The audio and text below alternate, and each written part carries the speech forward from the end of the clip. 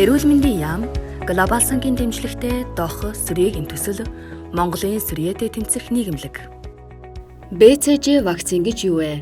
Сүрьеэг эсэргийлэх өвөрмөц урьдчилан сэргийлэлт нь сүрьегийн эсрэг БЦЖ вакцин юм. БЦЖ вакциныг эрүүл, гүйцэд төрсөн нярайд төрсний дараа 24 цагийн дотор зөвхөн нэг удаа тусгай бэлтгэгдсэн сувилагч хийж эрүүл мэндийн дэвтэрт тэмдэглэнэ. Сүрьегийн эсрэг БЦЖ вакцинд хамруулах дүгнэлтийг няран эмч гаргана. БЦЖ вакцин нь хүүхдийг үхэлд хүргэдэг хүнд хэлбэрийн сүрьеэгээс сэргийлнэ. БЦЖ вакцины эцсийн үр дүнг 1 жилийн дараа үүссэн сорвийн хэмжээгээр дүгнэдэг. БЦЖ вакцин хийлгэсний дараа 4-6 7 хоногт тарьсан арьсан дээр хэсэг газрын урвал үүсдэг. Дийлэнхтэн тарьсан газарт арьс сулааж гөвдөр үүсээд тэр нь цэврүүдэж, хаагаран тов руу үүсч, аяндаа жижиг сорив тогтдог.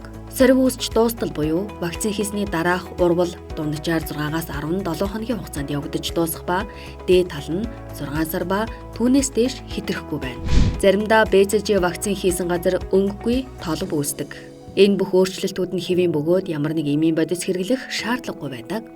Амарч их газарт БЦЖ вакцин хийгээгүй тохиолдолд шалтгааныг эрүүл мэндийн дэвтэрт тодорхой тэмдэглэнэ. Нөхөн вакцинжуулалтыг 2 сартаагаас хойш туберкулины сорил тавьж сөрөг гарсан тохиолдолд харьяа өрх, сум, тосгоны эрүүл мэндийн төвд хандан хийлгэнэ.